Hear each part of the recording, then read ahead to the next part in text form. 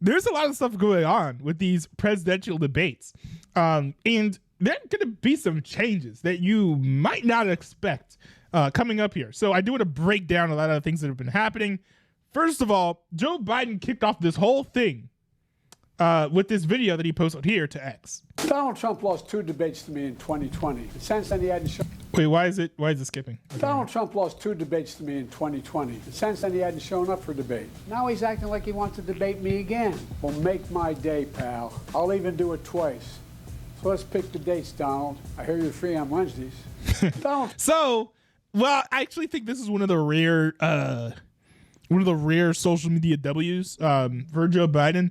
Right, like I hear you're free on Wednesdays. It's a little mean, to dig at Donald Trump for being investigated, especially when we all see how a lot of even at least the ways that these things are being done with Trump being overcharged for certain things seems to be politically motivated. But at the end of the day, it is kind of funny to like poke fun at Donald Trump. He's like, hey, I'm free on Wednesdays. You can debate me on Wednesdays. Like it's actually a Trumpian type of thing to say. So I'm not going to hate on Joe Biden for that remark too much. But there are a couple funny things with this.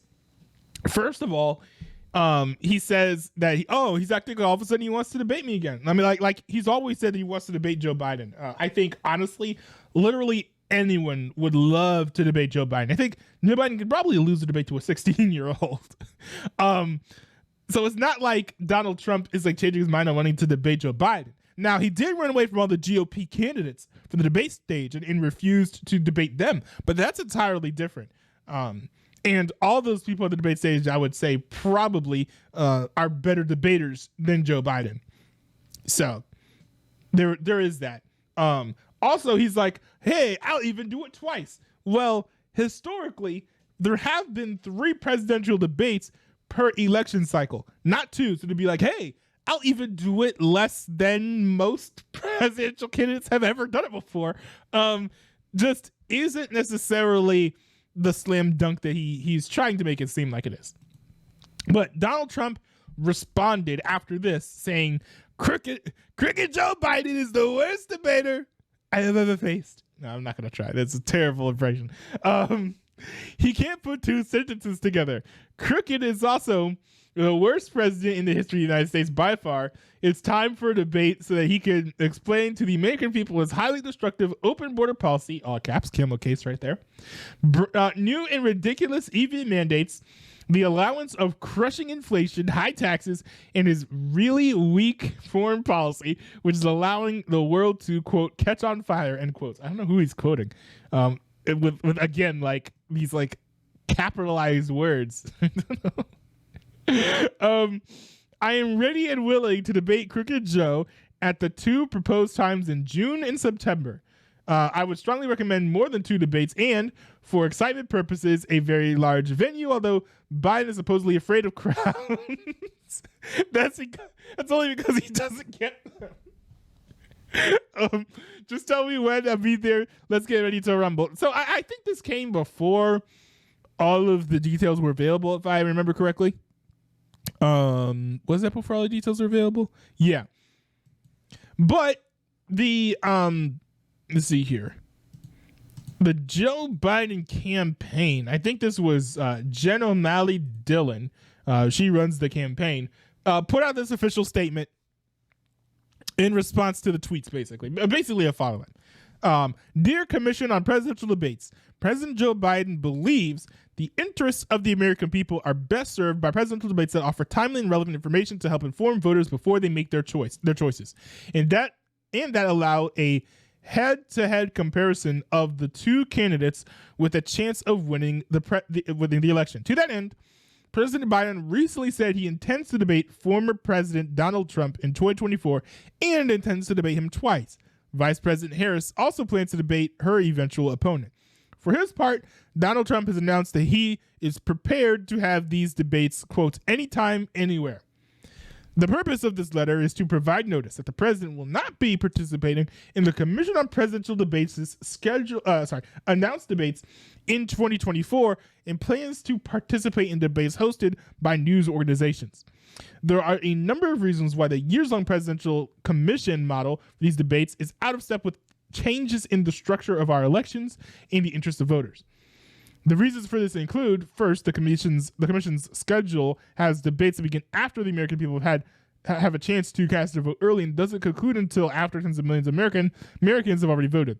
The commission's failure yet again to schedule debates that will be meaningful to all voters, not just those who cast the ballots late in the fall or on election day, underscores the serious limitations of its outdated approach. Second, the commission's model of building huge spectacles with large audiences at great expense simply isn't necessary or conducive to good debates. The debates should be conducted for the benefit of the American voters watching television at home, not as entertainment for an in-person audience with raucous or disruptive partisans and donors who consume valuable debate time with noisy spectacles or approval or jeering. As was the case with the original televised debates in 1960, which, we did actually react to the first one of those debates. A televised studio with just the candidates and moderators is a better, more cost-efficient way to proceed, focused solely on the interests of voters. Third, the commission includes rules that candidates were called upon to follow, and yet it was unable or unwilling to enforce the rules in the 2020 debates. The result was far from, indeed, entirely inconsistent with the orderly and informative process the voters deserved in 2020 and should be able to expect in 2024. It continues here. We are advising you now of this decision months in advance of the dates you announced you are planning for to enable you to avoid incurring further production and other expenses on the assumption that the Democratic nominee, President Biden, will participate. For the reasons stated, he will not. The above describes what we will not do, but to facilitate the establishment of debates, let me be clear about our intentions. We believe that the first debate should be in late June after Donald Trump's New York criminal trial is likely to be over and after President Biden returns from meeting with world leaders at the G7 summit. It should be hosted by any broadcast organization that hosted a Republican primary debate in 2016 in which Donald Trump participated and a Democratic primary debate in 2020 in which President Biden participated. So neither campaign can assert the sponsoring organization is obviously unacceptable. If both candidates have previously debated on their airwaves, then neither could object to such venue. These debates, it's interesting take considering what ended up getting posted later.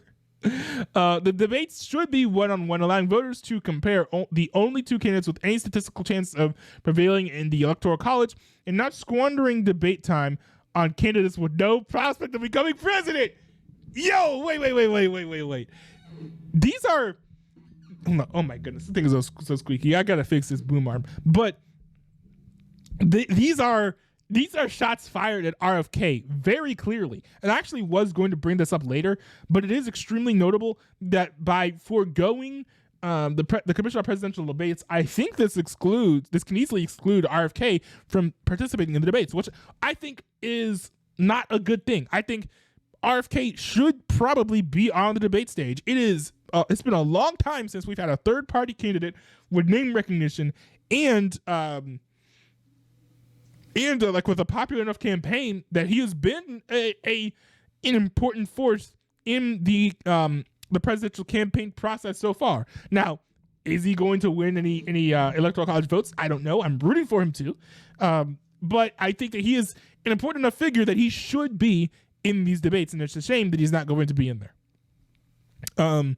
But to be fair, I also understand both Trump and Biden agreeing to debates that would exclude RFK, because I think RFK is he threatens both of the candidates to a degree. Like, he will take votes away from both candidates, and also he's just kind of like a wild card. So, he could surprise people and end up winning one of these debates, which would be unfortunate for both candidates as well. I mean, the last thing that any of these people want is for RFK to show up on the stage, convince the voters of his vision for the country, and then end up winning one or two states because of the of the platform that he's been given. The moderators should be selected by the broadcast hosts from among their regular personnel so as to avoid a ringer or partisan. There should be firm time limits for answers and alternate turns to speak so that the time is evenly divided and we have an exchange of views, not a spectacle of mutual interruption. A candidate's microphone should only be active when it is his turn to speak to promote adherence to the rules and orderly proceedings. We believe the vice president debate should be in late July after the Republican National Convention with the same basic parameters as the presidential debate outlined above. A second presidential debate should be held in early September as at the start of the fall campaign season, early enough to influence early voting, but not so late as to require the candidates to leave the campaign trail in critical late September, October period. As Donald Trump said, he will debate anytime, anywhere. We hope both campaigns can quickly accept broadcast media debate invitations on the parameters above. America needs a debate on the issues, not a tedious debate about debates, which is, I think, kind of like a snippy, snide remark to respond to Trump saying that he wanted to do a third debate, and we'll get to that later because I'm trying to. I think I have everything in chronological order. I could be wrong here. I'm reading like I might be wrong on some of these. But yeah, I will say that when it comes to the microphone being off and stuff, I kind of get it if it's like your first shot to answer a question. But I do want candidates to be able to have a back and forth where both of their mics are on. So like you ask a question of Joe Biden, he answers the question, Trump's mic is off. You ask a question of Trump answers the question, Joe Biden's mic is off. But then you turn off both mics and let them go at it for like 10 or 12 minutes uninterrupted. I think that would be fine.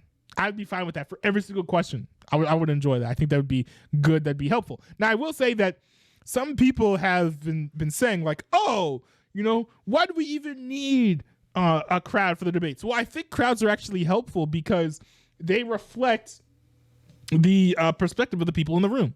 I think if you have enough like equal invitees from both like Trump's camp and Biden's camp, and then you can see based on how the crowd reacts, how the debate is playing between like an average split audience between Trump supporters and Biden supporters. And with the race as close as it is, it does make sense. It'd be basically split 50-50. So if Trump is over there making a case so compelling that everyone there is clapping, or Biden is over there making a case so compelling that everyone's clapping and they're not getting boos, then, I think that should be known to the fact that that's going to be the perception should be known to the audience. I think one problem with this is that this can contribute to existing echo chambers where people sit at home, they're watching these debates, and they assume that everyone is reacting to the debate in the same way that they are because they're not watching it like necessarily with other people. Maybe some of them have like Twitter like up on their phones and they're looking at reactions. That's why I do sometimes to be fair.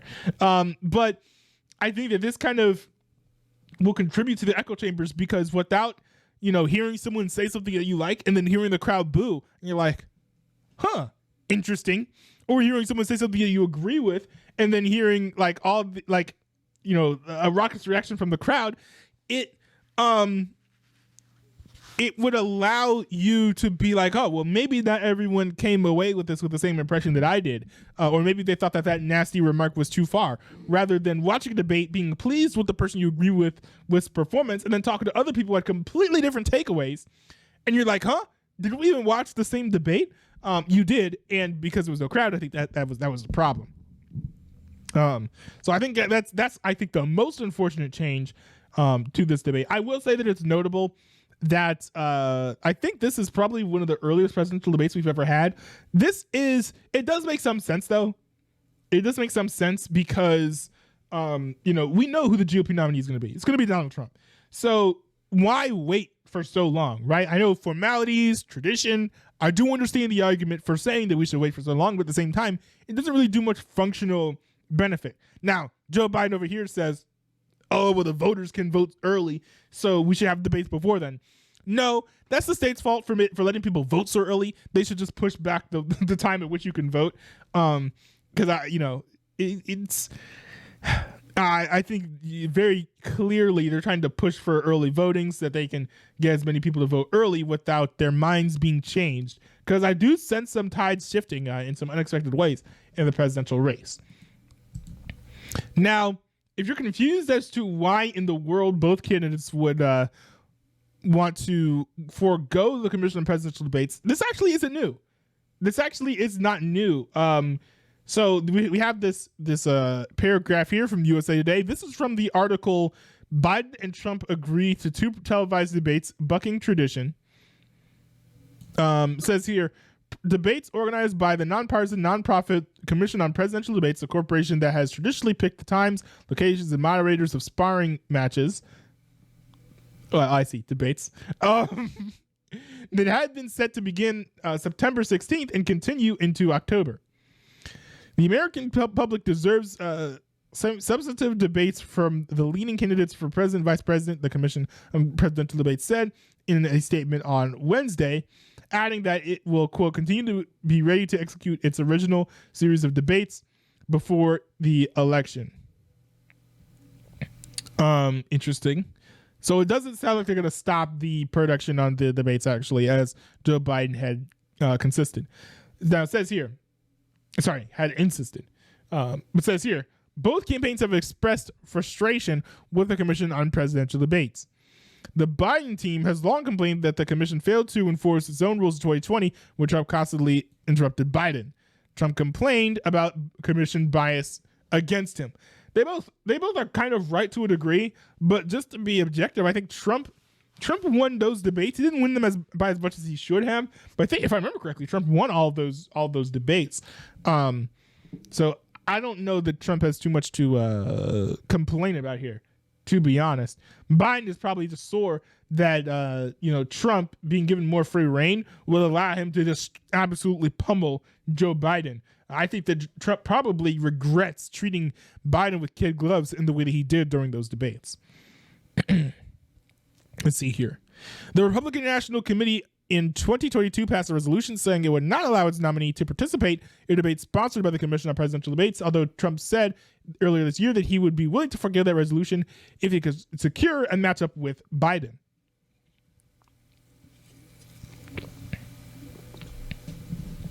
That's an interesting thing to note as well. So the concept of going without the the Commission on Presidential Debates is not like a new thing. It's been something that's kind of been in the works and actually on the record for the GOP for quite a while. Before Biden's challenge, Trump's team had called for earlier debates to accommodate early voting.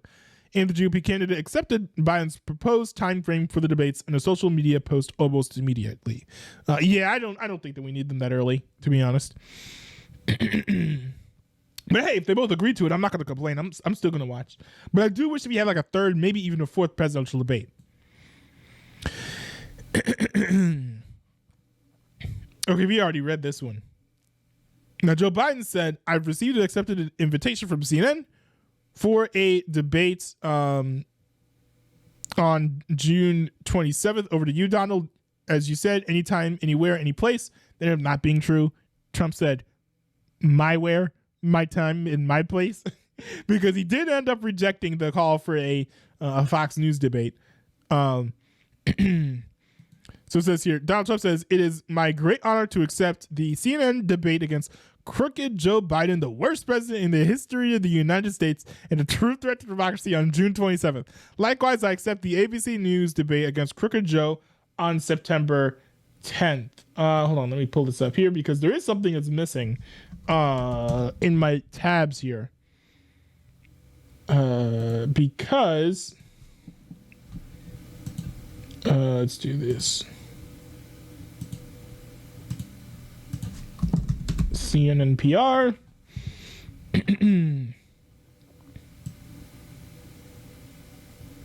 Let's see, where is he here?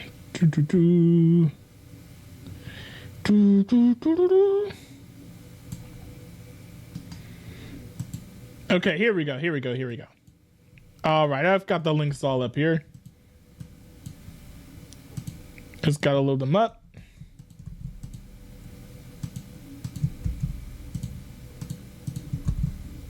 So CNN did put out an official release confirming that they did propose this debate. So here, let me move these over here. So they posted this on their Twitter. This is the CNN PR communications account. Basically, it has like official PR statements, announcements for upcoming events and town halls that they do, stuff like that. It says here, just announced CNN will host a 2024 presidential debate between President Joe Biden and former President Donald Trump in Atlanta, Georgia. The debate will air live on June 27th at 9 p.m. Eastern Time on CNN, CNN Max, and without a cable logon on CNN.com. More here, and there's like a whole link to like an article about this. They also later said CNN anchors Jake Tapper and Dana Bash will moderate CNN's presidential debate between President Joe Biden and former President Donald Trump on June 27 from Georgia, Atlanta. The debate will be live. Yeah, they basically reiterate they said with more details. And they have like a nice little press statement here.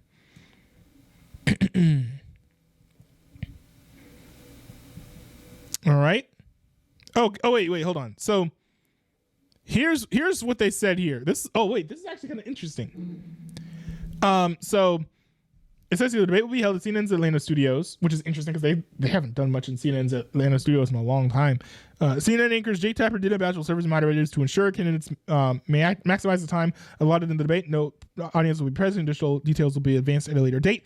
Here's one thing that's interesting down here. It says to qualify for participation, candidates must fulfill the requirements outlined in Article 2, Section 1 of the Constitution of the United States. File a statement of candidacy with the Federal Election Commission. A candidate's name must appear on a sufficient number of state ballots to reach the 270 electoral vote threshold to win the presidency prior to the eligibility deadline. Agree to accept the rules and format of the debate and receive at least 15% in 4 national separate polls of registered or likely voters that meet CNN's standards for reporting.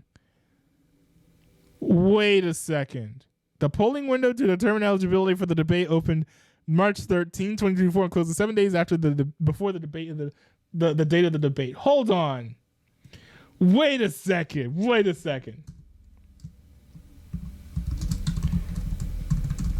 Wait, it sounds like they are opening a little door. It sounds like they're opening up a door to allow RFK to be in these debates. Interesting. And wait, hold on.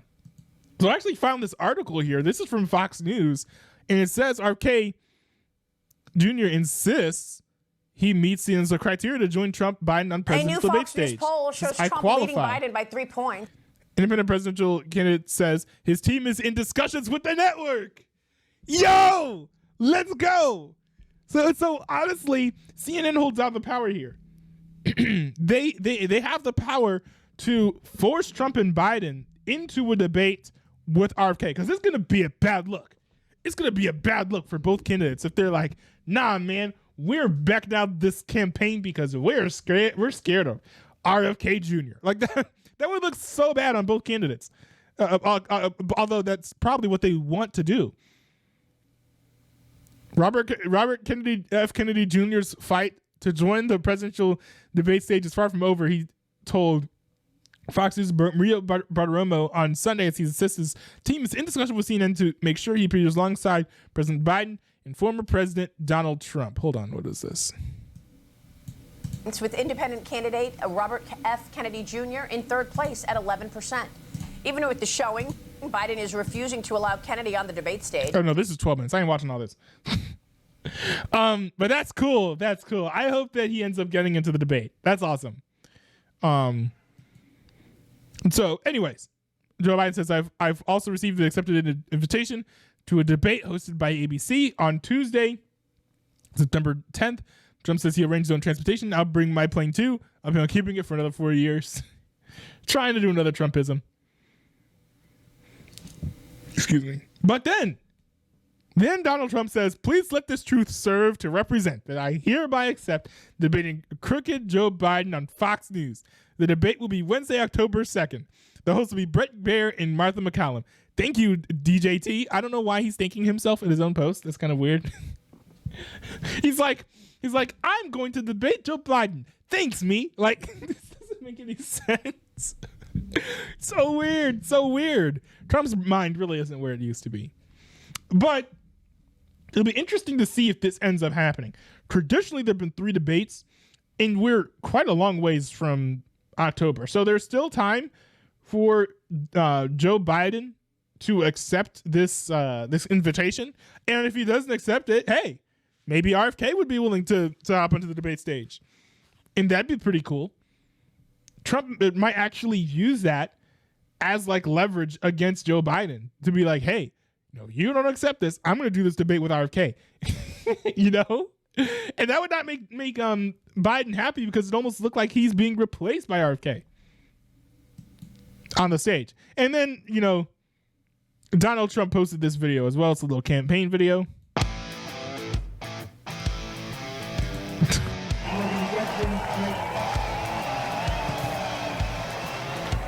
Man, it's insane to me that his rallies are this big, especially considering that his mind is not in the same place where it used to be. So like sometimes you'll hear a small patch in the speech that just doesn't really make a whole lot of sense, or just seems a bit off, or like he's like losing some energy that he used to have like 4 to 8 years ago.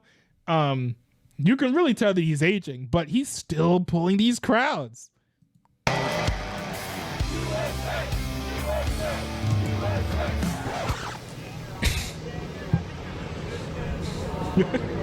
I shouldn't laugh. It's sad. He's literally stealing. Is he literally stealing somebody else's chair at the beach?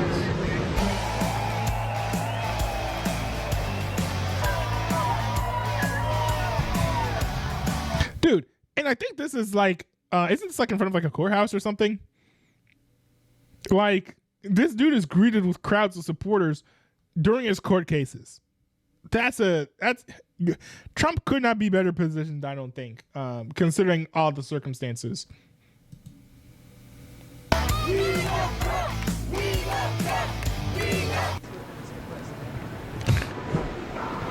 It's so sad. Where are the supporters? Where are the supporters? Maybe they're bedridden.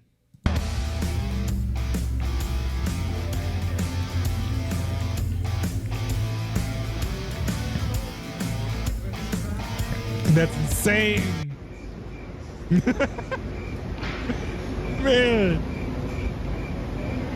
They look like they're there for like a mandatory like work meeting about like safety or like harassment or something. Like they just like, let's get this over with. Yeah, but they look like they want to be there.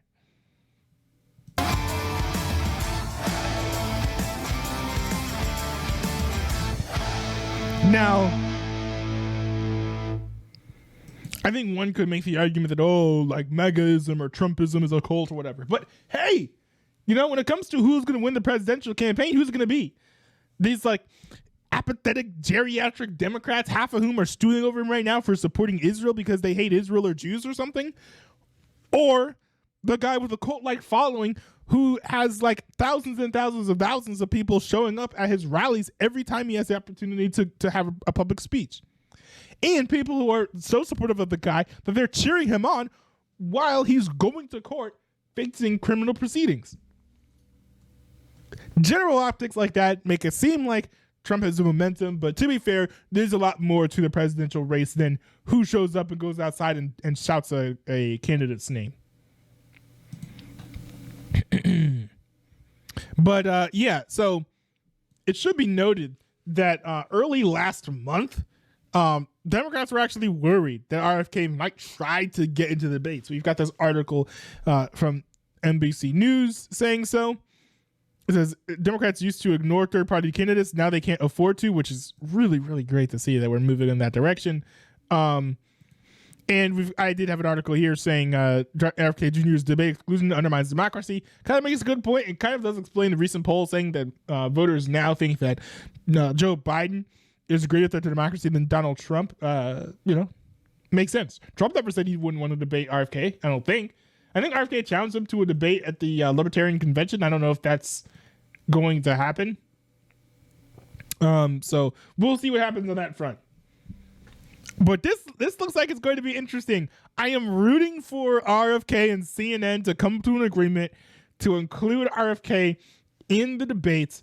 That would be, I think, monumental. I think that would force the debate to happen with RFK in it, and it'd be fun. It'd be fun. It'd be awesome. So we'll see. We'll see. Here's to hoping that RFK ends up making the numbers in the polls to meet the eligibility requirements of CNN.